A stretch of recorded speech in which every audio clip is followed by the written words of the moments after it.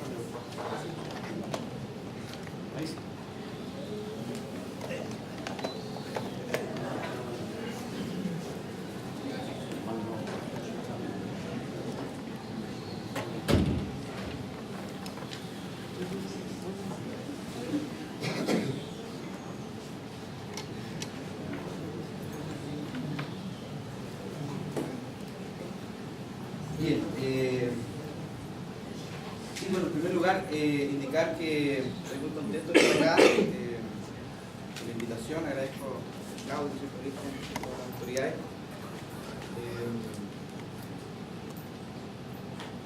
Tanto presentando esta charla que tiene que ver con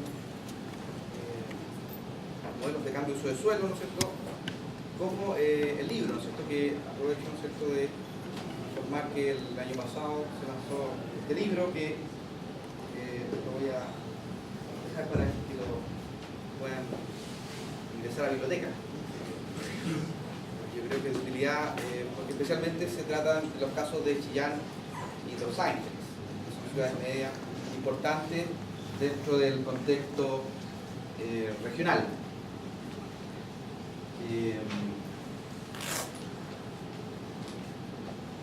Para mí es siempre importante, ¿no es cierto?, reconocer la amistad, ¿no es cierto?, la ayuda de la profesora Marta Enrique, que fue profesora acá del departamento, la profesora Didi Molave, que son grandes profesoras que han trabajado acá y que yo he tenido la suerte también de trabajar con ellas.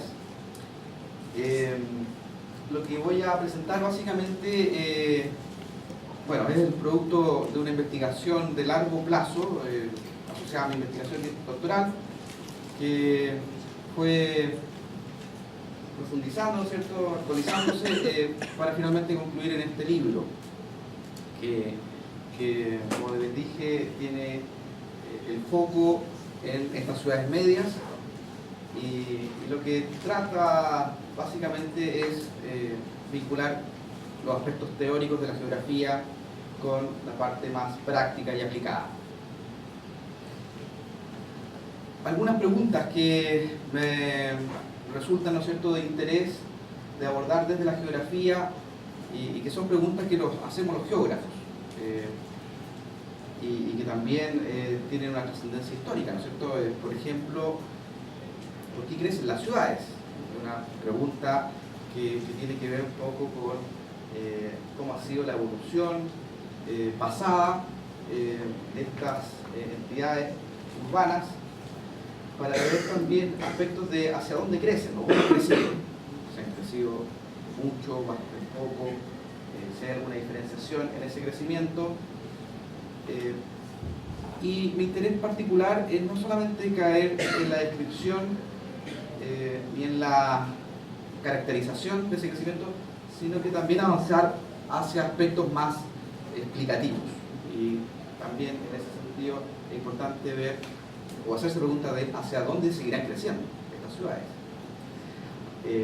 ¿Qué consecuencias pueden tener ese crecimiento sobre el medio? ¿Y qué propuestas de política pública se pueden derivar de ese crecimiento? Esas son algunas de las preguntas que motivan esta investigación y que el libro, ¿no es cierto?, trata de dar cuenta de algunas de estas respuestas. El libro básicamente se estructura en 6 capítulos. Yo voy a referirme a ellos, ¿no es cierto?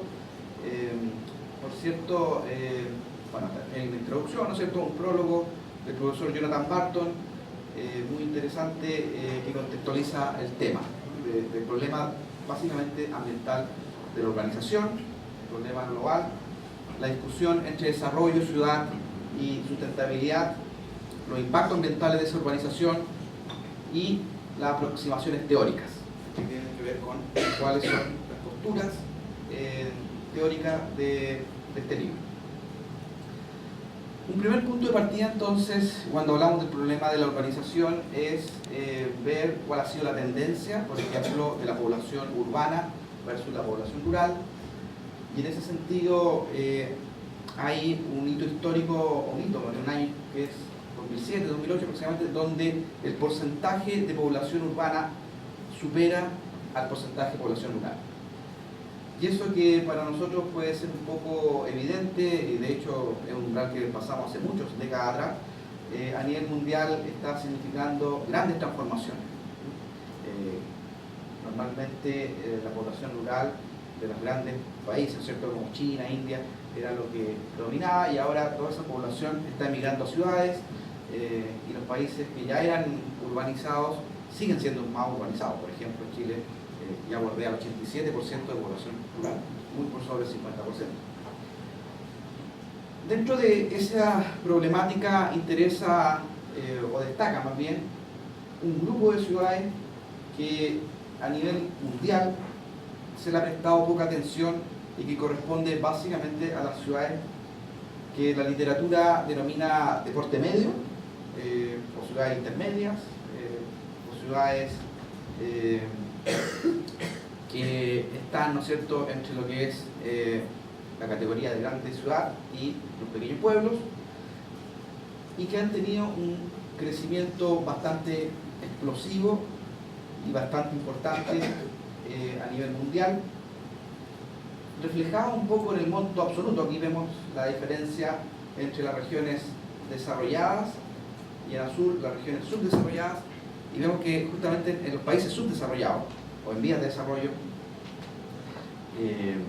como Brasil, ¿no es cierto?, Argentina, Chile, etc., son ciudades que están creciendo a tasas muy altas. Y paradójicamente son las ciudades que tienen menos información. La gran atención del mundo científico y del mundo político está puesta en las grandes metrópolis, en las ciudades capitales, en las ciudades de importancia. Y las ciudades medias generalmente carecen de información porque son ciudades que muchas veces no cuentan con tantos recursos y por cantidad, evidentemente, no es posible abordar toda su complejidad. Entonces, ese es un poco la justificación de por qué interesa estudiar estas ciudades, y un desafío también para nosotros, ¿no es cierto?, para los interesados en temas geográficos, ver qué pasa con estas ciudades, especialmente en Chile, donde tenemos ciudades que han crecido a tasa muy alta. Antofagasta, Puerto Montt, son ciudades que están experimentando cambios muy bruscos. ¿Qué otro elemento conceptual sustenta todo este enfoque? Básicamente el paradigma del desarrollo sustentable, que seguramente ustedes lo han escuchado, como aquella paradigma que habla de la satisfacción de las necesidades humanas de las generaciones presentes y de las generaciones futuras, sin comprometer las generaciones futuras, basado en los principios de sociedad, economía y ecología.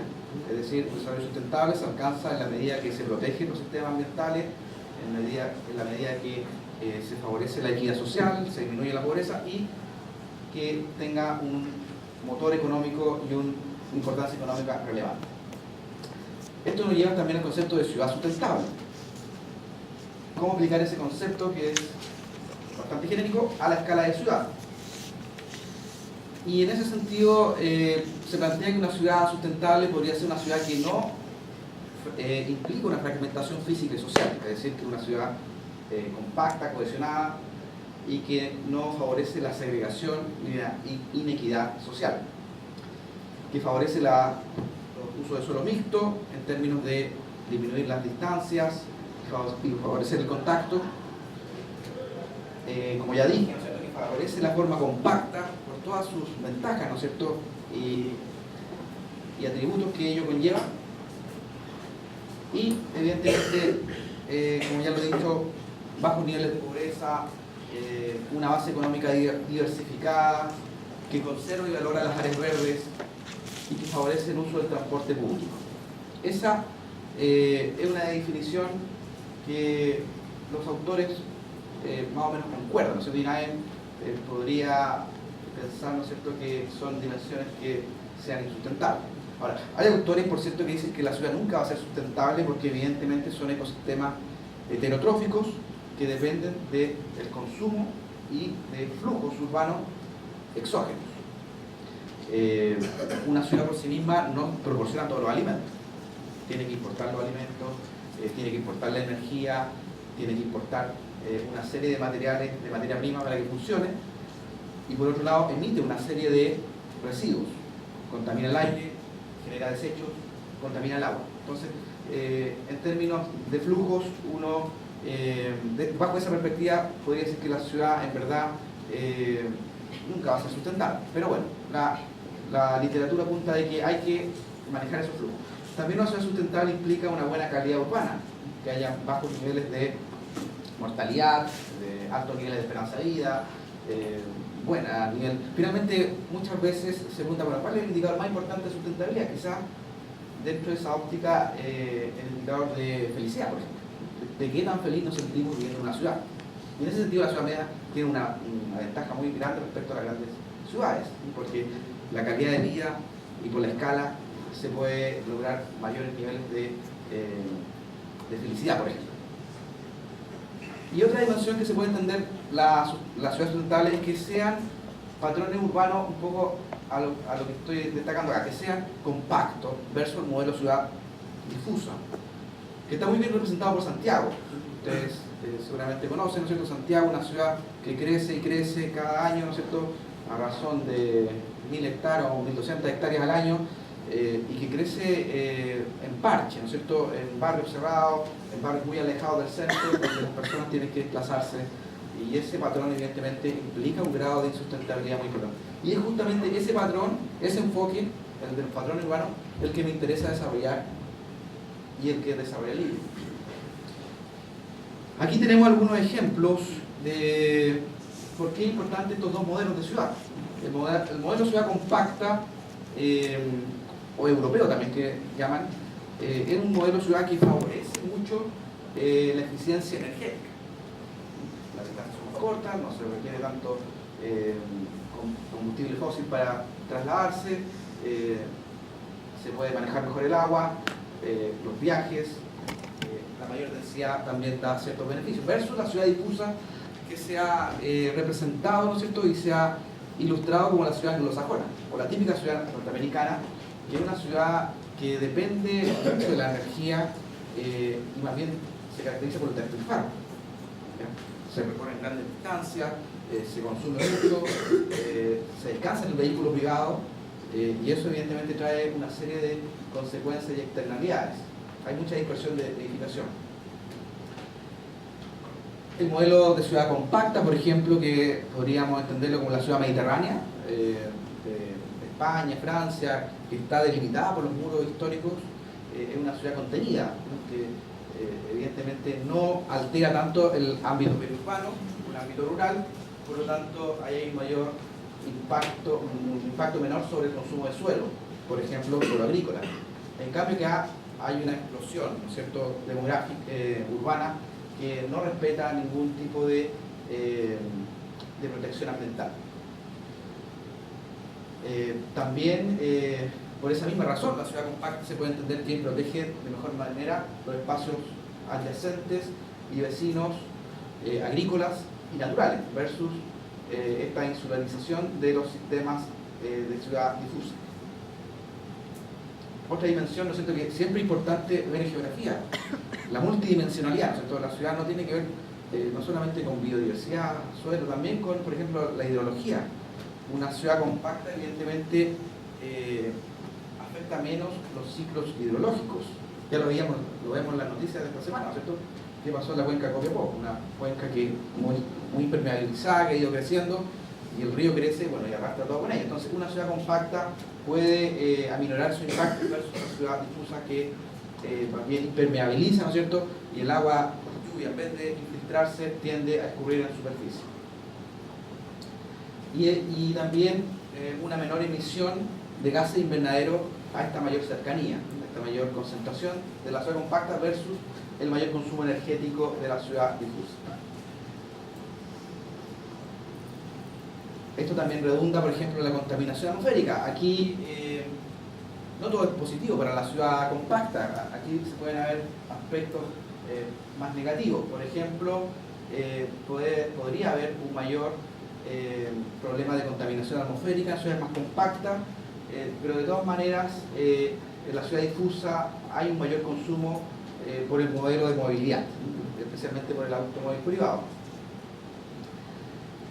En la ciudad compacta tenemos algo que es muy importante, que autores como Lewin Mumford hablan de que la ciudad tiene que ser espacios de encuentro cívico, lo cual se da de manera mucho más fluida, ¿no es cierto?, y más fácil en el modelo ciudad compacta versus este otro modelo que más bien se caracteriza por usos separados que no integran. Aquí básicamente el ideario es la plaza pública, por ejemplo. En la ciudad compacta los espacios públicos actúan de mejor manera que en estas ciudades difusas donde no hay esa posibilidad. En la ciudad compacta hay una mayor concentración de la edificación, ¿no es cierto?, versus estos usos y distribuciones más disgregados. Se puede entender también que hay una mayor cohesión social en la ciudad compacta versus la segregación. Quizá una de las características más importantes de la ciudad anglosajona es que hay barrios segregados unos de otros, y eso evidentemente atenta contra la sustentabilidad. El ruido aquí puede ser, ¿no es cierto?, mayor por algunos usos y con opacidad, y aquí también se pueden observar algunas diferencias con la ciudad difusa que podrían tener eventualmente mejores condiciones. Y finalmente el espacio público. La ciudad anglosajona dispersa se caracteriza por el elemento de los malls, que ha sido algo muy incorporado en nuestro crecimiento urbano. En cambio, la ciudad compacta tiene que ver con el uso de los espacios públicos de convivencia. Ahora, toda esta discusión conceptual, ¿no es cierto?, depende mucho de cómo se enfrenta en la realidad. Hay autores que dicen que en verdad la ciudad compacta igual tiene sus problemas, igual tiene impacto, y eso, por cierto, también es efectivo, pero si uno pone en la balanza, claramente el modelo de ciudad difusa, al parecer, y viendo lo que ocurre en Santiago y en otras grandes ciudades, tiene más impactos negativos que positivos. Hay autores como Bordoff que han estudiado este tema de la ciudad.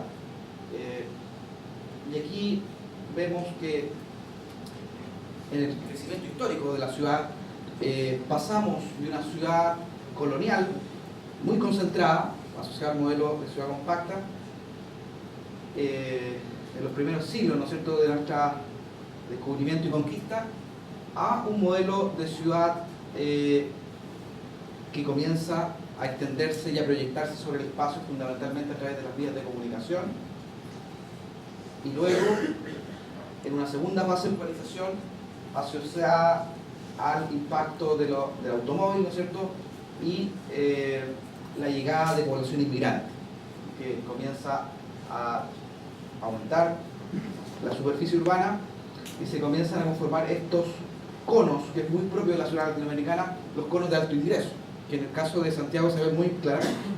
Del centro, ¿no es cierto?, o de Plaza Italia hacia el oriente se forma un cono de alto ingreso, y que en la fase posterior, o en la fase de ciudad actual, comienza a ser desplazada por estos barrios cerrados que se localizan en la periferia. Ahí tenemos Chicureo, lo que está ocurriendo en Colina, donde la población tiende a vivir cada vez más lejos del centro.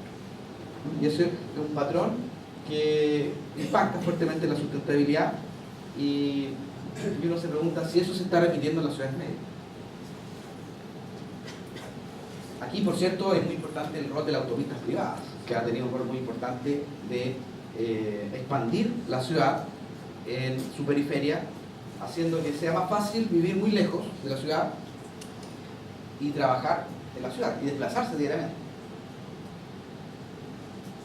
Bueno, y todos estos paradigmas, ¿no es cierto?, y aproximaciones se pueden resumir en el modelo de ecosistema humano, que intenta reunir los aspectos físicos con los aspectos ecológicos, entender las dinámicas urbanas y económicas y su significado en los impactos ambientales o en el sistema ecológico. Hay dos aproximaciones muy importantes que lo plantea Green, Pickett y otros autores, que es la ecología en la ciudad y la ecología de la ciudad. La ecología de la ciudad básicamente es lo que nos interesa a nosotros como geógrafos, ¿no es cierto?, de entender la ciudad como un sistema integrado, complejo, a través del estudio de los patrones, por ejemplo, de los flujos biogeofísicos o de la planificación, versus la ecología en la ciudad, que es más bien lo que hacen los biólogos, los hidrólogos, los edafólogos, es decir, estudiar la ciudad desde sus paradigmas y no de una manera más integrada. Entonces, este es el enfoque conceptual que se emplea en el libro, ¿no es cierto?, y que trata de ser más integrativo. Y dentro de este enfoque integrativo, ¿no es cierto?, el fenómeno de la diferenciación social pasa a ser uno de los elementos más importantes en la explicación de la ciudad y en la integración de estas dos disciplinas, que un poco es la esencia de la geografía. tratar de vincular lo humano con lo físico. Y también se ha empleado un paradigma o un enfoque metodológico que, a mi modo de ver, le ha dado un nuevo impulso, un nuevo aire en la geografía en los últimos 30 años, ¿cierto? Que es el uso de las tecnologías del sistema de información geográfica, por un lado, que nos permite entender el espacio, sistematizarlo, representarlo, las técnicas de percepción remota, que tienen que ver con la recolección de imágenes satelitales, fotografías aéreas, que para geografía es como el insumo más importante, ver cómo es el paisaje. Y los sistemas de modelación, que es algo que también está tomando mucha fuerza para explicar estos fenómenos y no simplemente quedarse en la descripción. Y en ese contexto global se usan estos dos casos de estudio, Chillán y Los Ángeles, como caso de estudio para ver, por un lado, la evolución reciente de los últimos 25 años, 35 años, perdón, y proyectarlo hacia los próximos 35 años. Que un poco aquí no es actuar como una bola de cristal para ver el futuro y predecir, ¿no es cierto?, sino que más bien con las técnicas que nos ofrece la ciencia poder hacer escenarios de proyección razonablemente fiables. Y en función de esos modelos, poder evaluar el impacto. ¿Qué ha pasado en estos 70 años? Lo pasado y lo que podría pasar. Y en ese sentido, bueno, el libro avanza en el capítulo 2 con la descripción de estas dos ciudades, que son ciudades relativamente similares. Ambas son ciudades capitales provinciales. No voy a entrar en el tema de la región, ¿no es cierto? Pero evidentemente son ciudades que tienen un componente geopolítico, por así decirlo, muy similar, demográficamente también muy parecidas. Chillán, claro, bordeando los 200.000, en verdad eso no lo saben muy bien, porque ustedes saben que el censo ha tenido problemas, así que es un dato que probablemente tenga algún ajuste, pero en términos demográficos son más o menos parecidas y históricamente también tienen algún origen común. Me refiero a la fundación hecha por los españoles, claro que Chillán es mucho más antiguo. Y los cambios de uso de suelo, que es lo que nos interesa en los últimos 35 años.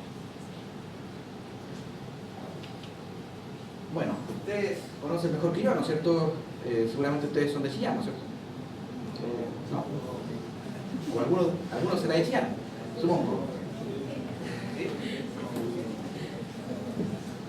Bueno, Chillán, ¿no es cierto?, fundada en 1579, 1580, en la fecha que se estima como un fuerte español, ¿no es cierto?, como una ciudad fronteriza entre lo que era la colonización española, ¿no es cierto?, y que tiene un rol también muy de enlace, ¿no es cierto?, estratégico entre lo que es Concepción y Santiago, como son.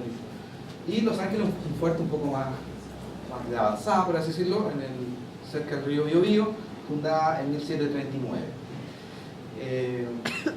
Bueno, ¿cuál es la gracia? Que estas ciudades, en estos, no sé, en el caso de Chillán, 3 siglos, ¿no es cierto?, más de 3 siglos, creció debajo de este modelo compacto, ¿no es cierto?, un modelo contenido, porque en ese periodo histórico lo que interesaba más bien eran otros intereses militares, agrícolas, y lo urbano no era lo más importante.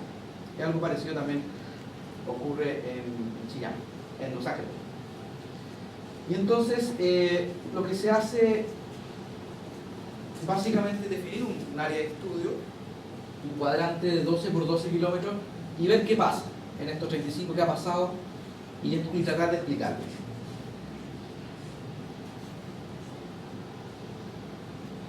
Bueno, lo que ha pasado es muy largo, ¿no es cierto? Y podríamos estar acá hablando mucho tiempo de la parte histórica, pero ustedes saben que Chillán, en verdad, se inició lo que es Chillán Viejo.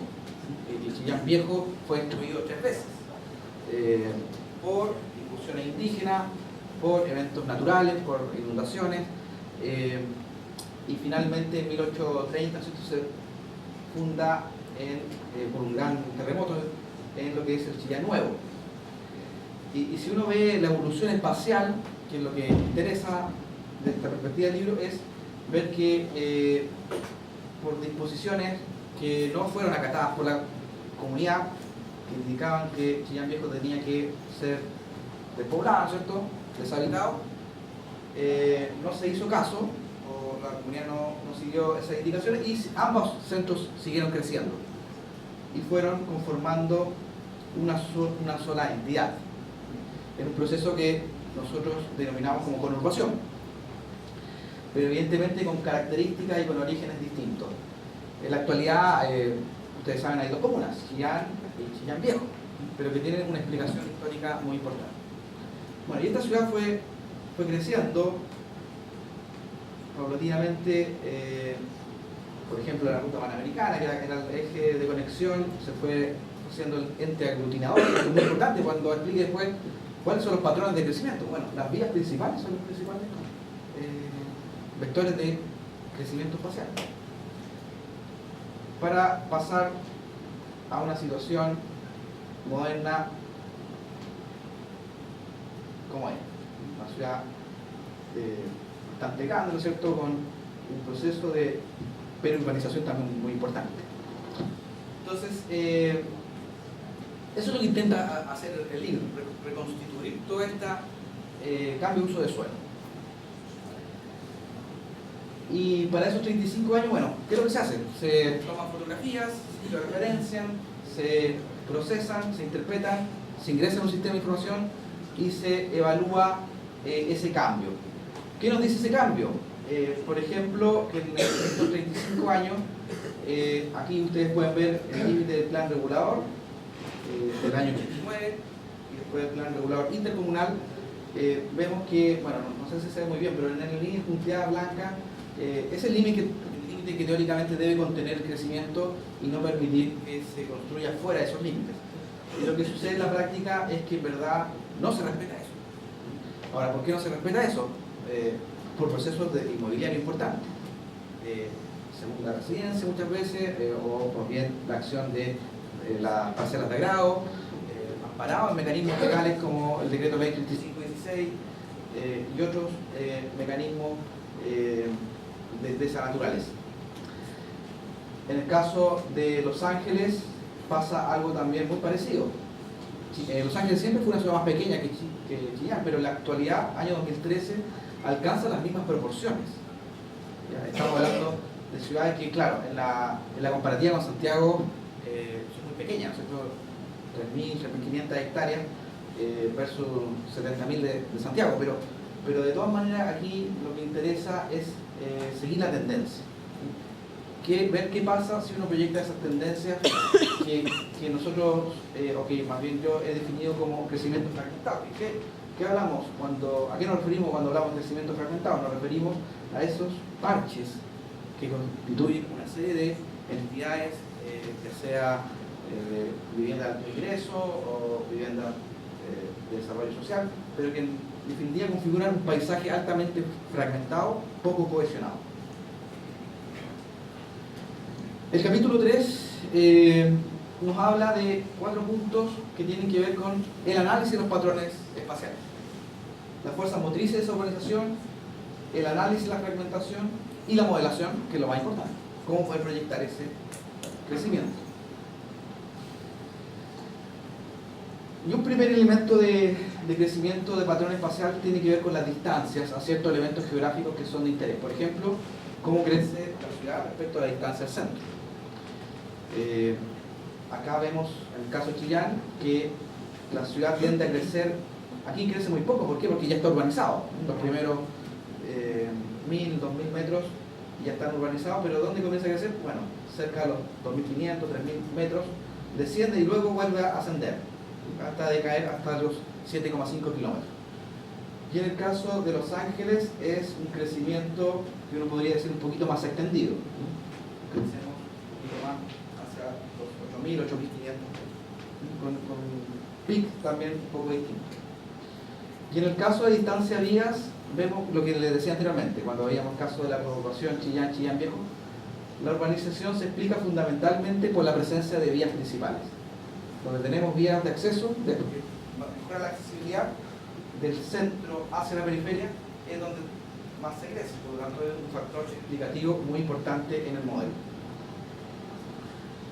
También la población es un factor explicativo. Acá vemos la evolución de Chillán del año 70 al 2012, una relación estrecha, ¿cierto? Mientras más crece la población, más crece la superficie urbana. Bueno, lo interesante es que comienza a producir una cierta inflexión en los años 90, donde crece más en superficie que en población. Y eso es muy interesante porque también refleja el proceso de transición demográfica que está experimentando el país, en el sentido de que la superficie urbana no estaría explicándose tanto porque las familias son más numerosas o porque hay más gente, más migración. Se explicaría básicamente porque hay otros motivos que explican el crecimiento de la ciudad: segunda residencia, crecimiento del sector industrial, equipamientos, etc.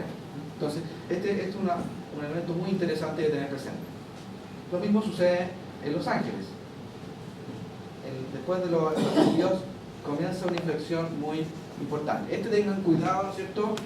2012, población, habla de 140.000, ¿no es cierto? Pero puede que ese dato no sea tan correcto porque el censo preliminar. ¿Qué pasa el dato concreto? Del año 78, de 1.570 hectáreas, se pasó a 3.300 hectáreas. Es decir, un crecimiento superior, ¿no es cierto?, al 100%. Se duplica la ciudad en estos 35 años, y en el caso de Los Ángeles es mucho más dramático, de 800 a 3.400. Entonces aquí vuelvo a insistir, lo importante no es detenerse en la cantidad, sino que en la señal, en la tendencia. Vinculando un poco estos dos elementos, la población y lo urbano. Aquí vemos que la tasa de expansión urbana ha ido aumentando de menos a más, del 70 a 78 al 2012 ha ido aumentando. En el caso de Chillán de 2,4 a 2,5, un leve aumento, y en el caso de Los Ángeles de 2 a 4, un crecimiento muy importante, versus el crecimiento demográfico que ha ido disminuyendo de un 2,7 a 1%, y 3,4 a 1%. Esas son tasas preocupantes porque puede llegar un minuto en que la tasa de crecimiento demográfico sea negativa, y eso implica un problema de sustentabilidad gigante. ¿De qué sustentabilidad vamos a hablar si es que no hay personas, si no hay niños? ¿Cuáles son los factores explicativos de este crecimiento urbano? Aquí relacionamos las superficies productivas de la provincia de Ñuble, representando Chillán, y las superficies productivas de Los Ángeles, representadas por la provincia del Biobío. Y aquí vemos las tasas de distintos cultivos: cereales, cultivos, hortalizas, plantas, frutales, viñas, patronales, forestales. Las tasas que más crecen son lo forestal y los frutales, en ambas ciudades, pero especialmente lo forestal. Entonces, y usted lo puede ver en el paisaje, ¿no es cierto? ¿Cuál es el paisaje que predomina en la cuenca chillana? Bosques, el bosque de pinos, que se asocia, ¿no es cierto?, a la producción de celulosa. Entonces es un factor explicativo. Son ciudades agro-silvícolas muy importantes. ¿Qué pasa respecto a la fragmentación como concepto de ecología del paisaje? Vemos en este gráfico que en el caso de Chillán pasamos de aproximadamente 20 parches urbanos, estos parches urbanos los definimos como zonas, áreas urbanas homogéneas, a sobre 200 parches, una fragmentación enorme, y lo mismo ocurre acá en la línea roja respecto a aproximadamente 20-30 parches a casi más de 150 parches, es decir, estamos hablando de ciudades altamente fragmentadas. ¿Qué pasa respecto a la parte social? Porque no solamente uno se queda en la descripción física, sino que pasa a la descripción social. Vemos que los estratos altos se han ido manteniendo, aunque este dato es más bien de una fuente distinta. Los otros datos son del censo de población, este dato de la encuesta Casen, pero tanto en Chillán como en Los Ángeles son ciudades donde la población de estrato medio, valga la redundancia, son los más predominantes, y los estratos bajos han ido aumentando de manera no tan considerable, al igual que los estratos altos. Esto es importante también tenerlo presente. Y quizás esto es lo más interesante. ¿Qué explica el crecimiento de esta ciudad? Ya veíamos los crecimientos de las superficies productivas. También hay una serie de indicadores que uno los puede representar por los conceptos de riqueza, poder, estatus, conocimiento, que son indicadores que tienen que ver con la pobreza, el número de autos particulares, la cantidad de directivos profesionales que llegan a la ciudad, la población según el nivel de educación superior y la relación habitante-vivienda. Si relacionamos el número de parches, que en el caso de Chillán va de 6 a 225 y Los Ángeles de 20 a 167, vemos que hay una relación estrecha con la llegada de nuevos profesionales, ¿no es cierto?, o nueva población con un nivel de educación superior. Y eso nos está diciendo algo. Probablemente nos habla de que gente que viene de otros lados, Concepción, Santiago o del propio Chillán, están aumentando su nivel educativo y también están cambiando sus preferencias. Ya no prefieren vivir en el centro, sino que prefieren vivir en modelos tipo Santiago en condominio. Bien, acá el modelo. Acá yo no voy a entrar en detalles. Los modelos son complejos. Este es un modelo espacialmente explícito que se desarrolla en un SIG Idrisi, que tiene que ver con la interpretación de los usos, coberturas de suelo y el cálculo de probabilidades, que tiene que ver con la evaluación multicriterio de distintos factores que explican el crecimiento urbano, como la distancia al centro, distancia a ruta, susceptibilidad de cambio, y se le aplican algunas técnicas como autómatas celulares que permitan proyectar el crecimiento futuro. Y en este caso se han proyectado 4 escenarios, 2018, 28, 48 y el año 2013, para compararlo con el año 2013 real y ver si hay algún acuerdo entre el modelo, entre el modelo y la realidad. Bueno, estos son los resultados del modelo. Esto no tienen que verlo como que así va a crecer Chillán, porque es un modelo y los modelos están más bien para simplificar y entender una tendencia, y lo que se observa en este modelo básicamente es que se acentúa para los años modelados este proceso de fragmentación. Los parches se van haciendo más grandes, algunos se van coalesciendo, las vías actuantes siguen actuando como vías aglutinadoras del crecimiento urbano. Y para el caso de Los Ángeles, quizás es el más impactante que Chillán, porque como habíamos visto, Los Ángeles tiene un patrón de crecimiento mucho más fragmentado y más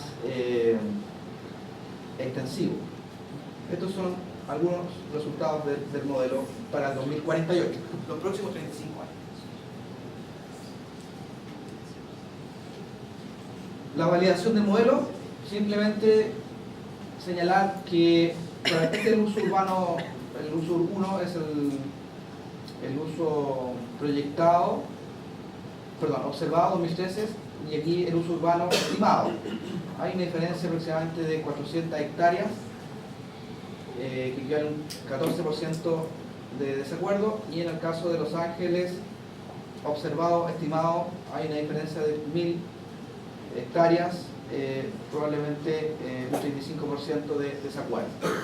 ¿Esto qué quiere decir? No voy a entrar en detalles de la validación, pero en el estricto rigor el modelo se ajusta a la realidad, por lo tanto un modelo válido. Bien, el capítulo 4, ¿qué nos habla? Básicamente de, bueno, ¿qué hacemos con el resultado de este modelo?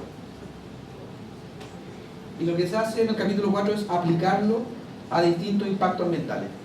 ¿Cómo esta urbanización va a incidir en el clima local?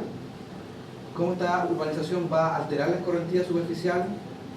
¿Y cómo esta urbanización va a impactar en los suelos?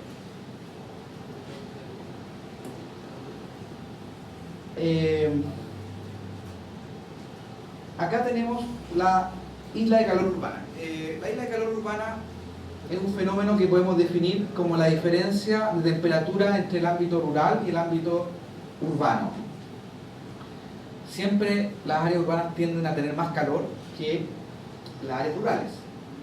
En el caso de de este modelo, ¿no es cierto?, para el caso de Chillán, esa diferencia bordea los 5 a 5,8 grados. ¿Qué quiere decir esto en la práctica? Que si, por ejemplo, usted en una noche de verano en Chillán y vive en el campo, después esa temperatura puede llegar a 15 grados en la ciudad a esa misma hora, pero que alguien que vive en la ciudad va a experimentar 20,5 grados. Es decir, casi una diferencia de 5 grados. Y eso evidentemente tiene muchas implicancias mentales en el flujo contaminante, en la confortabilidad, etc. ¿Qué es lo que se proyecta para el futuro? Que esa diferencia se amplifique en 1,6 grados. Es decir, aquí habría un impacto asociado a la urbanización de esa magnitud. Y en el caso de Los Ángeles observamos una situación un poquito menor de 0,7 décimas de grado. Para que ustedes un poco visualicen espacialmente lo que estoy hablando de esto. Islas de calor se refieren a esto, a estas concentraciones de calor que se producen en la zona céntrica, que es donde confluyen el mayor tráfico, la mayor densidad habitacional, versus el ámbito rural, que es más frío. Acá está Los Ángeles y Chillán. ¿Qué pasa con la escorrentía superficial? La escorrentía superficial, dijimos que básicamente es la relación entre el agua que precipita y escurre en superficie, y las diferencias bordean los 0,4 en Chillán, y también se proyecta una baja. Ahora, ¿por qué sucede una variación tan baja? Básicamente porque la escorrentía depende no solamente del suelo urbano, sino que también depende de los otros suelos. Me refiero a los usos de bosque, humedales, etc. Y si ustedes recuerdan, en el modelo habían usos que eran los forestales, y habíamos dicho que los forestales es un vector importante. Los usos forestales también crecen, y al crecer lo forestal y al crecer lo urbano, el efecto de impermeabilización tiende a anularse. Entonces, hay una cierta compensación de este impacto. Por lo tanto, este impacto no es tan relevante. Pero sí es relevante en el consumo de suelo agrícola, que quizás esto es lo más paradójico dentro de la lectura de la sustentabilidad. ¿Por qué? Porque vimos que estas dos ciudades son ciudades agrosilvícolas, que dependen del suelo para sus exportaciones, para su producción interna, finalmente para el crecimiento económico de la ciudad. Y si esa ciudad consume el suelo que produce esos bienes, hay una cierta contradicción. Se pronostica, ¿no es cierto?, que se han perdido aproximadamente 1.700 hectáreas en el periodo 78-2013, y se llegarían a perder casi 2.000 hectáreas más. Es decir, el equivalente a una otra ciudad. O sea, si tuviésemos dos Chillán, un Chillán sería sobre suelo agrícola, un segundo Chillán. Y para el caso de Los Ángeles, las estimaciones son un poquito más pesimistas. Se observa una diferencia de 2.300 hectáreas. Ahora, este 2028 es un poquito más alto que el 2048 porque cada modelo es independiente.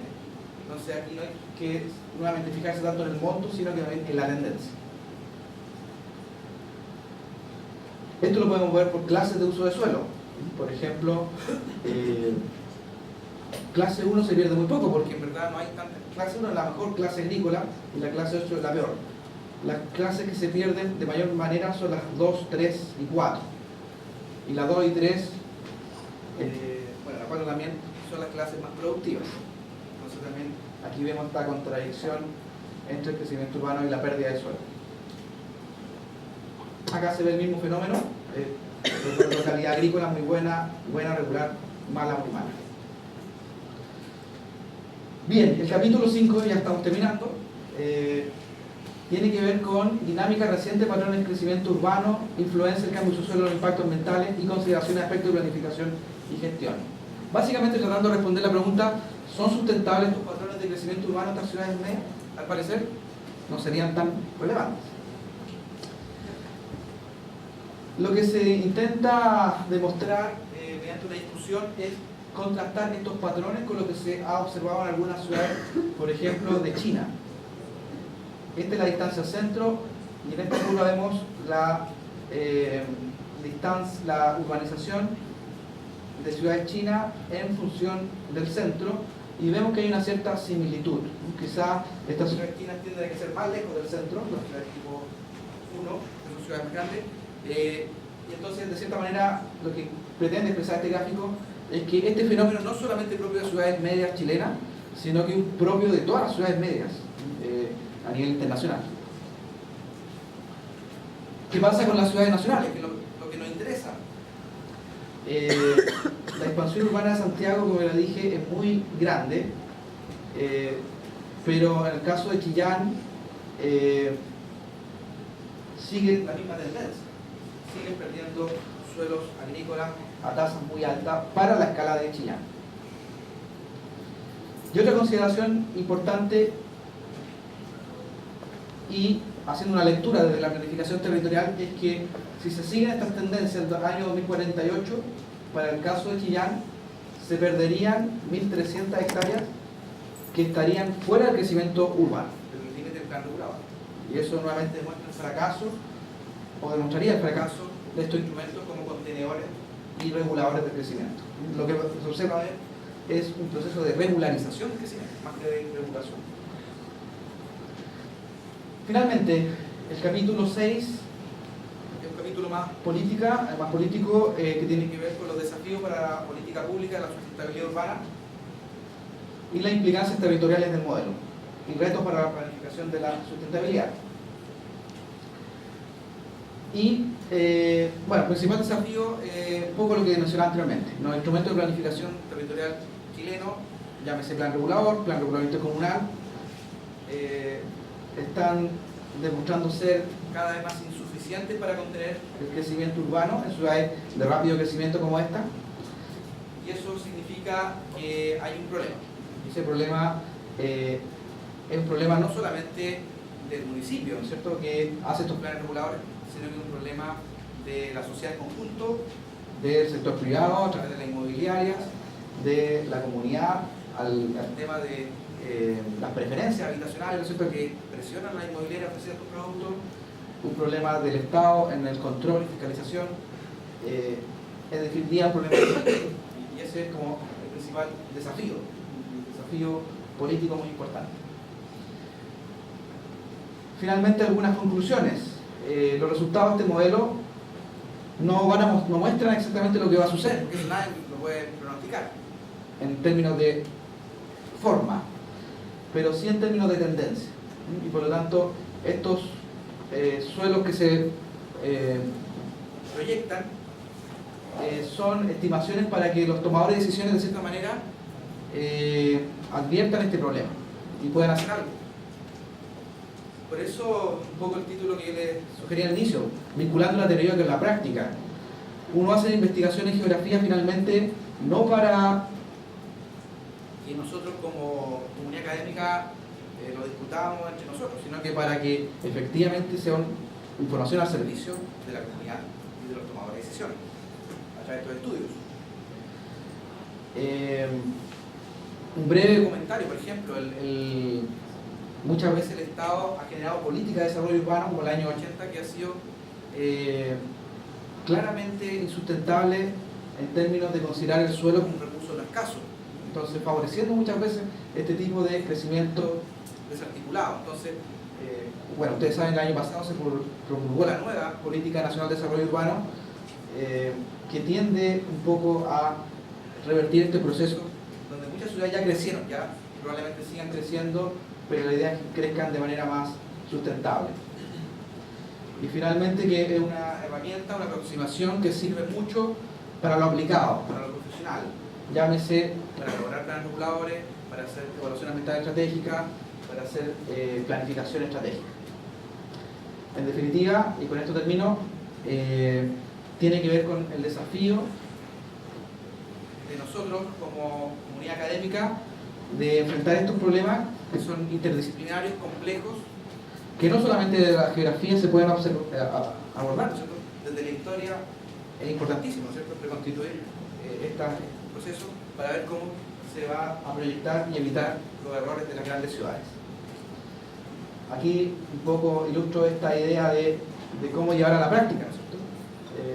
Acá tiene la discusión de Chillán, ¿no es cierto?, me hizo una entrevista apuntando a esto, o sea, a generar conciencia sobre estas tendencias, no con un sentido alarmista, ¿no es cierto?, de que todo está mal, de que todo pero sí en el sentido de que tenemos que pensar en ciclovías, tenemos que pensar en valorar ciertos usos importantes como los usos de casa huertos familiares en Chillán Viejo, tenemos que favorecer los sistemas de transporte público, no seguir ampliando las carreteras para que el transporte privado sea lo predominante. Es decir, hay una serie de situaciones que desde la academia se pueden proponer hacia la política pública. Eso sería. Muchas gracias.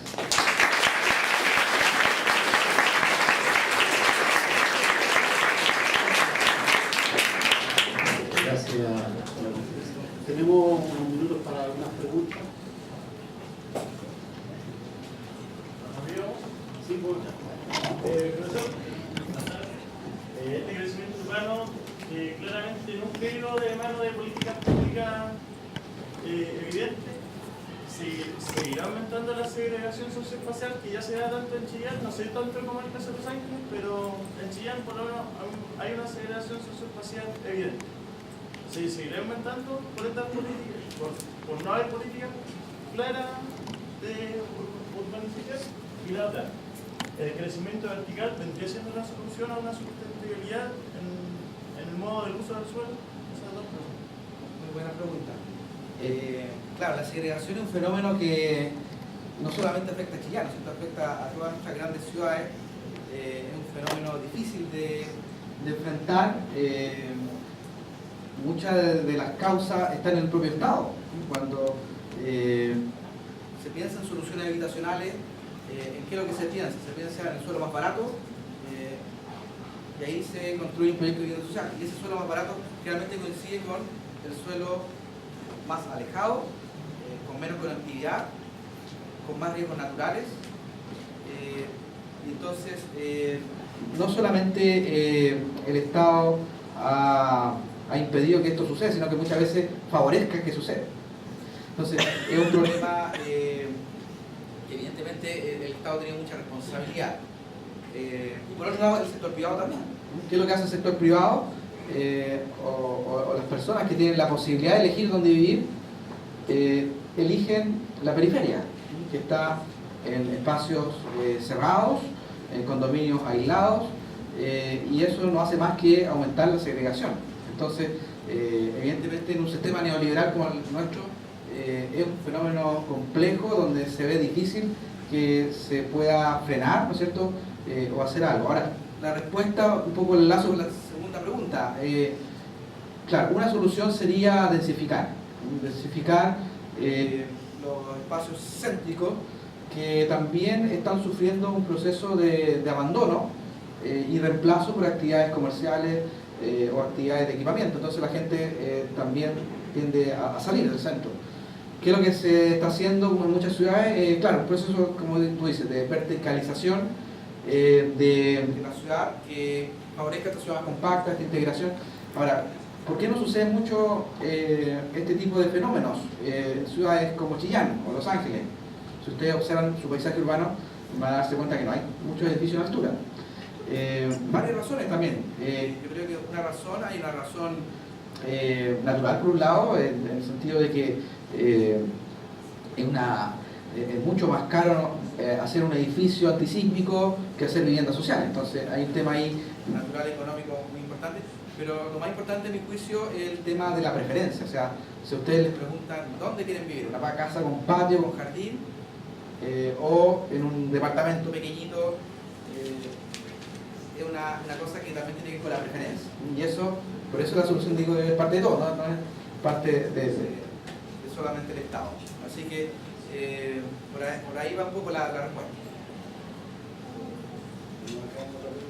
Profesor, buenos días. Bueno, mi pregunta es la siguiente. Bueno, ya quedó claro menos que los parches que sea en el crecimiento urbano no son sustentables, ¿verdad? Entonces, bueno, mi pregunta son dos en una. ¿Cuál es la lógica de este crecimiento urbano? ¿Está enfocada en política, económica? ¿Hay un conflicto de interés?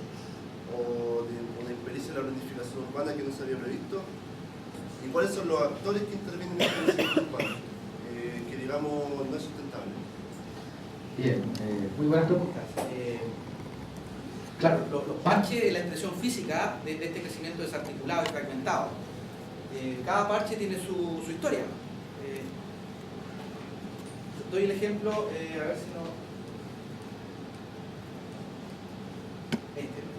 Este parche, por ejemplo, no sé si hay alguien acá de Los Ángeles. Muy bien. ¿Cómo se llama este parche? Aquí tienen que desarrollar la visión geográfica, porque eso es lo que... Para eso estamos acá. Exactamente, muy bien. ¿También es de abajo? Bueno, este parche que es Villa Génesis tiene una génesis, valga la redundancia, muy interesante porque es una iniciativa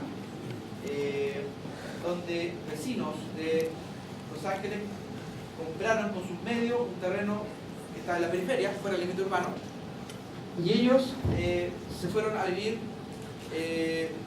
a ese terreno, sin ninguna urbanización. Y ese parche fue creciendo hasta albergar a una población de más de 4.000 personas, 5.000 personas aproximadamente en la actualidad, 1.200 viviendas. Entonces, es un parche muy especial porque no es un proyecto de vivienda social del Estado, no es una operación inmobiliaria del sector privado, es una intervención de los propios vecinos que decidieron salir de Los Ángeles por distintas razones, porque no se sentían a gusto con las soluciones que da el Estado, en términos de vivienda social, etcétera, etcétera. Pero a lo que voy, que en definitiva, bueno, este parche, por cierto, ocasionó muchos problemas. Imagínense un parche urbano sin conectividad, sin alcantarillado, sin agua potable, sin transporte público. Significó lo que sucede en muchas ciudades chilenas, que el municipio tuvo que cambiar su plan regulador, incorporarlo dentro del límite urbano y darle los servicios que corresponden. Entonces, aquí voy con mi respuesta. Voy a que, en verdad, cada parche tiene su particularidad. Este es un parche, por cierto, muy especial, pero la mayor parte de los parches corresponden a estos condominios privados que tienen implicaciones económicas. Otros parches corresponden a vivienda social, que tienen implicaciones más políticas, vivienda social. Y otros parches son más bien netamente iniciativas de la propia comunidad. Entonces, de esa manera se ha conformado un paisaje totalmente complejo y que es difícil de entender, ¿no es cierto?, cuando uno lo ve en una foto, pero cuando uno ya va al detalle y va a estudiarlo, ahí uno comienza a entender estos factores que tú mencionas, que son los políticos, los económicos, y que van configurando este mosaico, ¿no es cierto?, de parche de alta complejidad. Entonces, ahí está el desafío, entender cómo estamos configurando una ciudad por iniciativas particulares, privadas, ¿no es cierto?, sin un orden y una cohesión coherente. Quería hacer una consulta entre Chillán Viejo, bueno, Chillán y Los Ángeles, con la construcción de la nueva carretera hace un par de años atrás, y muy coloquialmente se vio cambiada la frase que las ciudades se fueron hacia la cordillera, por decirlo así. Se vio afectado el plan regulador porque hacia el sector oeste desde la carretera se han evitado el tipo de construcciones. Por lo general, la Villa Génesis está al lado este de la nueva carretera, 5 Sur. Al igual que acá en Chillán se logra ver que la carretera también, las construcciones están todas hacia el lado oeste. Se vio afectado el plan regulador por la construcción por el cambio de la carretera 5 Sur. Bueno, ese es un elemento súper importante porque, como les dije, estas carreteras, especialmente las del sur, siempre son aglutinadores de crecimiento urbano. En el caso de Los Ángeles, han habido 2 bypass. Sí. Al principio la carretera pasaba por acá, pero como casi todas las ciudades chilenas, ¿no? Que la carretera pasaba por la Plaza Armas y se formaron los tacos.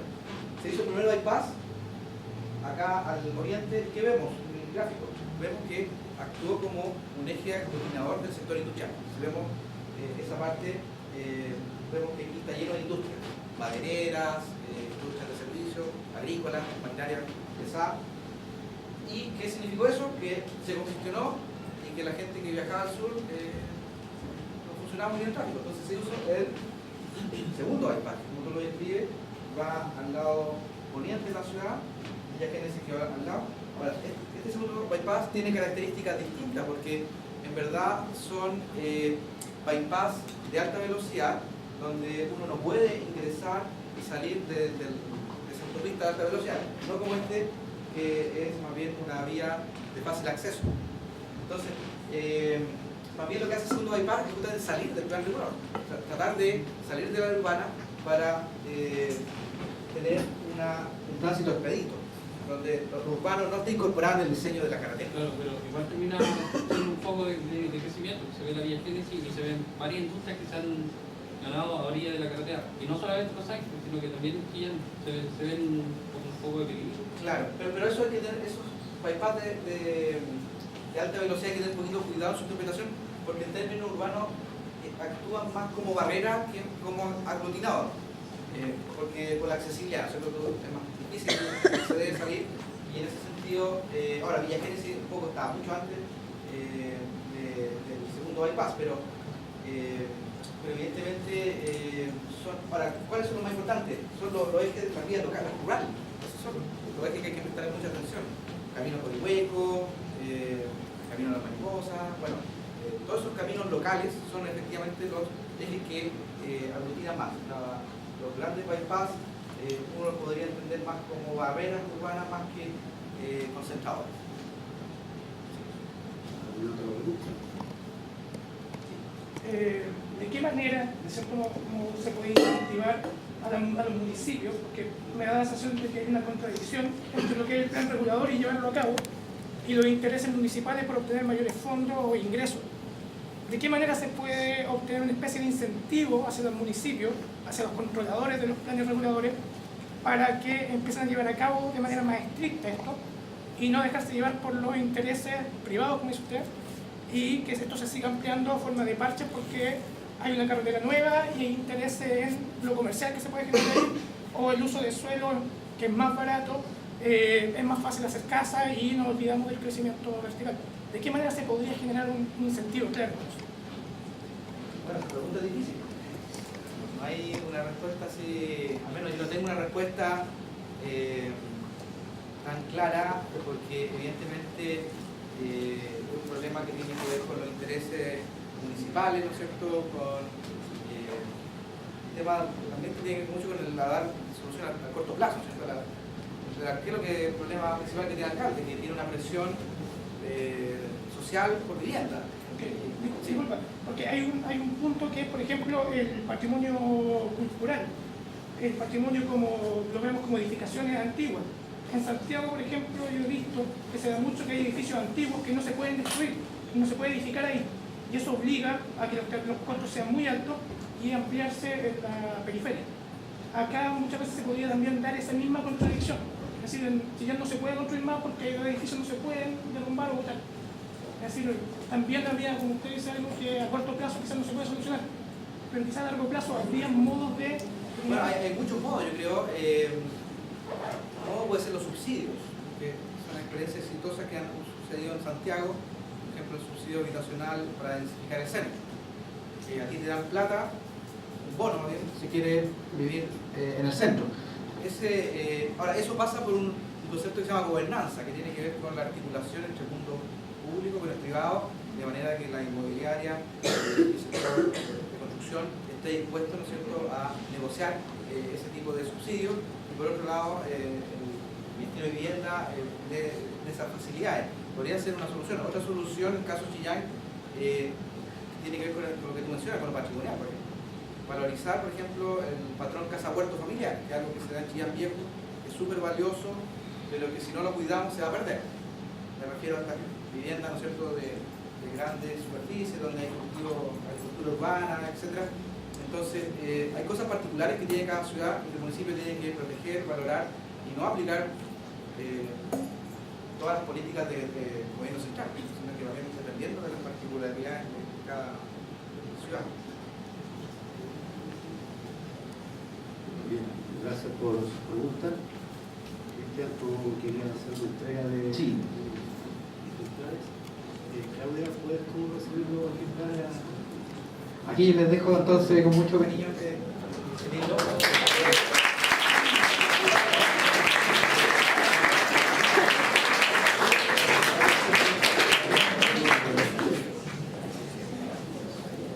Claudia, espera un poquitito, queremos hacer también un presente al profesor de esta ocasión y los hermanos del auditorio. Muchas gracias.